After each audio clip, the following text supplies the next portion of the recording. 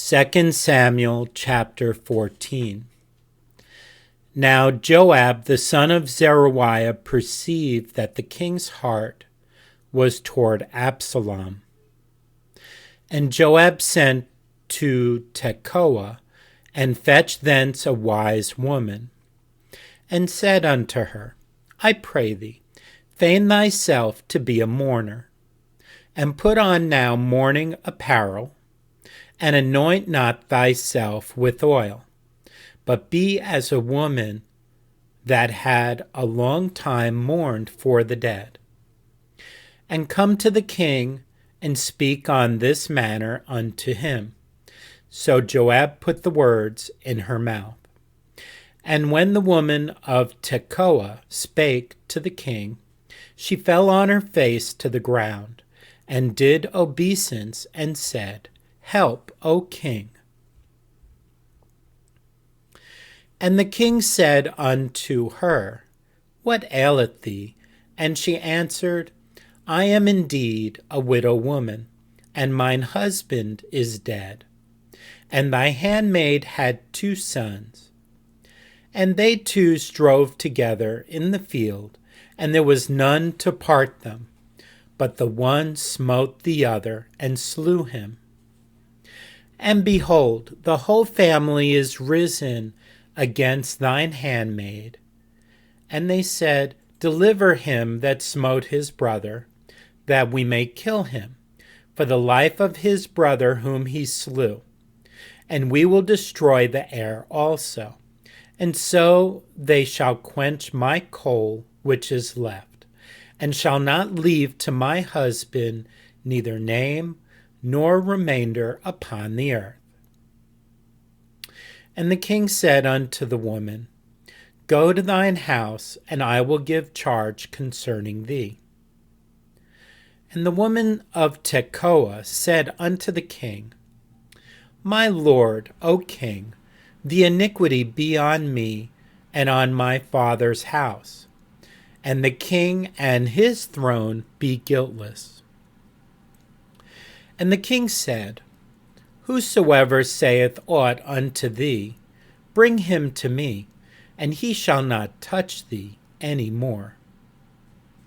Then said she, I pray thee, let the king remember the Lord thy God, that thou wouldest not suffer the revengers of blood to destroy any more, lest they destroy my son. And he said, As the Lord liveth, there shall not one hair of thy son fall to the earth. Then the woman said, Let thine handmaid, I pray thee, speak one word unto my lord the king. And he said, Say on.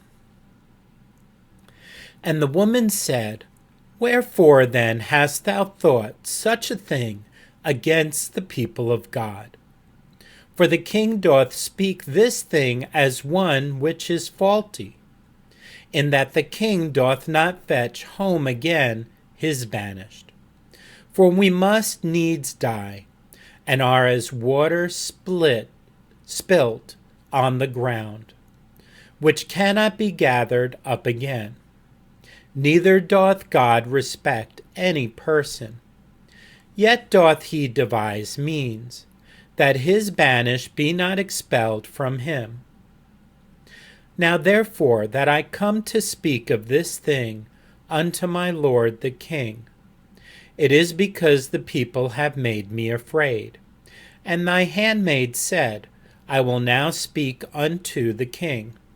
It may be that the king will perform the request of his handmaid. For the king will hear, to deliver his handmaid out of the hand of the man that would destroy me and my son together out of the inheritance of God. Then thine handmaid said, The word of my lord the king shall now be comfortable. For as an angel of God, so is my lord the king to discern good and bad. Therefore the Lord thy God will be with thee. Then the king answered and said unto the woman, Hide not from me, I pray thee, the thing that I shall ask thee? And the woman said, Let my lord the king now speak. And the king said, Is not the hand of Joab with thee in all this?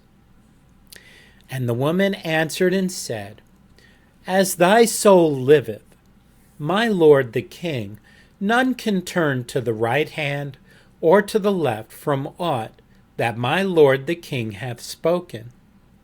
For thy servant Joab, he bade me, and he put all these words in the mouth of thine handmaid, to fetch about this form of speech.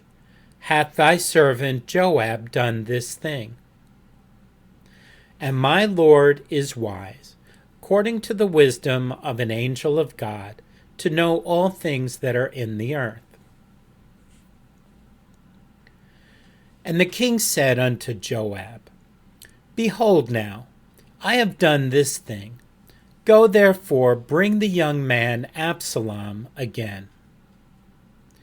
And Joab fell to the ground on his face, and bowed himself and thanked the king.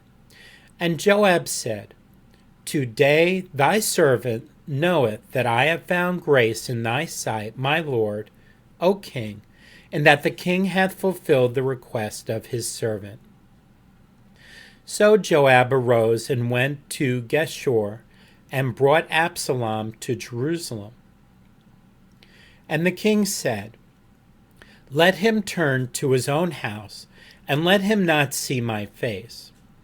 So Absalom returned to his own house, and saw not the king's face. But in all Israel there was none to be so much praised as Absalom for his beauty. From the sole of his foot even to the crown of his head, there was no blemish in him. And when he polled his head, for it was at every year's end that he polled it, because the hair was heavy on him, therefore he polled it. He weighed the hair of his head at 200 shekels, after the king's weight.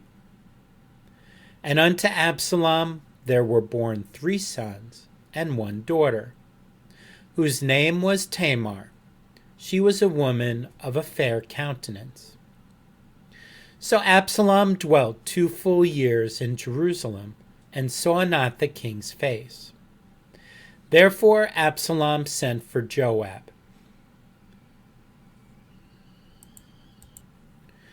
to have sent him to the king, but he would not come to him. And when he sent again the second time, he would not come. Therefore he said unto his servants, See, Joab's field is near mine, and he hath barley there. Go and set it on fire. And Absalom's servants set the field on fire. Then Joab arose and came to Absalom unto his house, and said unto him, Wherefore have thy servants set my field on fire? And Absalom answered Joab, Behold, I sent unto thee, saying, Come hither, that I may send thee to the king to say, Wherefore am I come from Geshur? It had been good for me to have been there still. Now therefore let me see the king's face, and if there be any iniquity in me, let him kill me. So Joab came to the king and told him. And when he had called for Absalom, he came to the king, and bowed himself on his face to the ground before the king. And the king kissed Absalom. Chapter 15. And it came to pass after this, that Absalom prepared him chariots and horses, and 50 men to run before him. And Absalom rose up early, and stood beside the way of the gate. And it was so, that when any man that had a controversy came to the king for judgment, then Absalom called unto him, and said, Of what city art thou? And he said, Thy servant is of one of the tribes of Israel. And Absalom said unto him, See, thy matters are good and right, but there is no man deputed of the king to hear thee. Absalom said moreover, O that I were made judge in the land, that every man which hath any suit or cause might come unto me, and I would do him justice. And it was so, that when any man came nigh to him to do him obeisance, he put forth his hand and took him and kissed him. And on this manner did Absalom to all Israel that came to the king for judgment. So Absalom stole the hearts of the men of Israel. And it came to pass after 40 years that Absalom said unto the king, I pray thee, let me go and pay my vow, which I have vowed unto the Lord in Hebron. For thy servant vowed a vow, while I abode at Geshur in Syria, saying, If the Lord shall bring me again indeed to Jerusalem, then I will serve the Lord. And the king said unto him, Go in peace. So he arose and went to Hebron. But Absalom sent spies throughout all the tribes of Israel, saying, As soon as ye hear the sound of the trumpet, then ye shall say, Absalom reigneth in Hebron. And with Absalom went 200 men out of Jerusalem, that were called, and they went in their simplicity, and they knew not anything. And Absalom sent for Ahithophel the Gilonite, David's counselor, from his city, even from Gilo, while he offered sacrifices. And the conspiracy was strong, for the people increased continually with Absalom. And there came a messenger to David, saying, The hearts of the men of Israel are after Absalom. And David said unto all his servants that were with him at Jerusalem, Arise, and let us flee, for we shall not else escape from Absalom. Make speed to depart, lest he overtake us suddenly, and bring evil upon us, and smite the city with the edge of the sword. And the king's servants said unto the king, Behold, thy servants are ready to do whatsoever my lord the king shall appoint. And the king went forth, and all his household after him. And the king left 10 women, which were concubines, to keep the house. And the king went forth, and all the people after him, and tarried in a place that was far off. And all his servants passed on beside him, and all the Cherethites, and all the Pelethites, and all the Gittites, 600 men which came after him from Gath, passed on before the king. Then said the king to Ittai the Gittite, Wherefore goest thou also with us? Return to thy place, and abide with the king, for thou art a stranger, and also an exile. Whereas thou camest but yesterday, should I this day make thee go up and down with us, seeing I go whither I may? Return thou, and take back thy brethren. Mercy and truth be with thee. And Ittai answered the king and said, As the Lord liveth, and as my lord the king liveth, surely in what place my lord the king shall be, whether in death or life, even there also will thy servant be. And David said to Ittai, Go and pass over.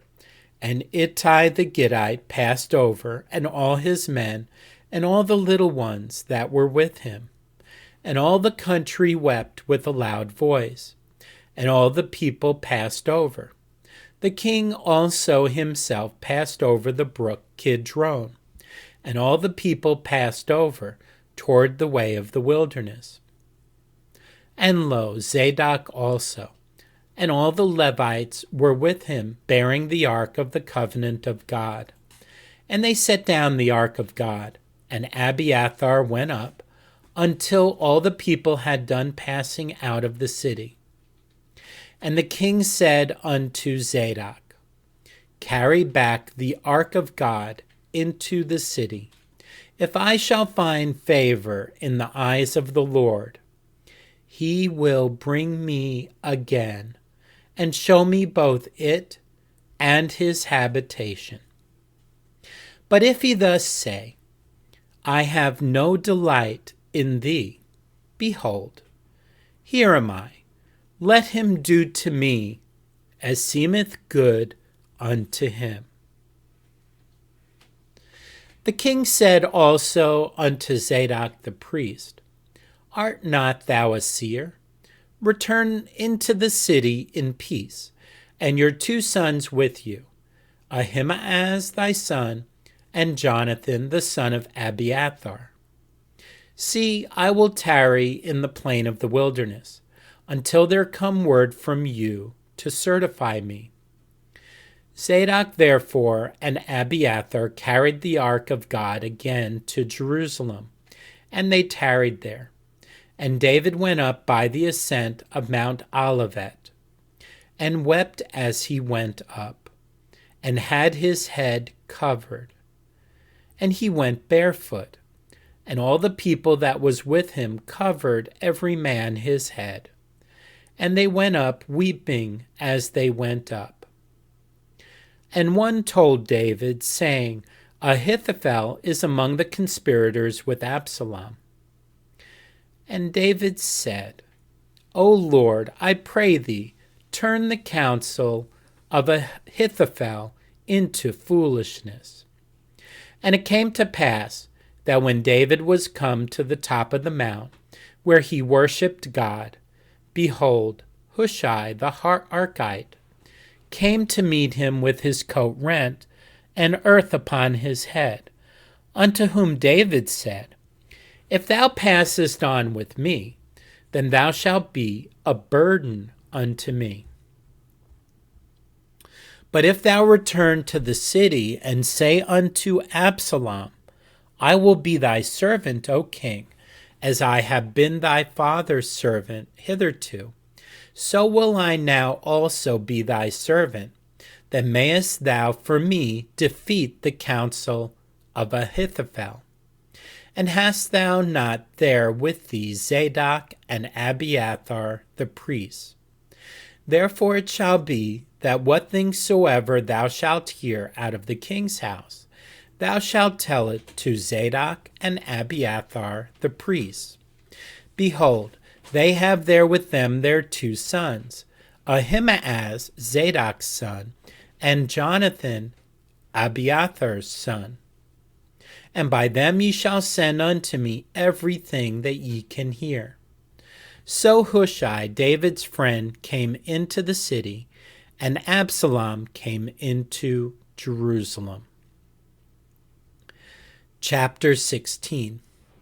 And when David was a little past the top of the hill, behold, Ziba the servant of Mephibosheth met him, with a couple of asses saddled, and upon them 200 loaves of bread, and 100 bunches of raisins, and 100 of summer fruits, and a bottle of wine.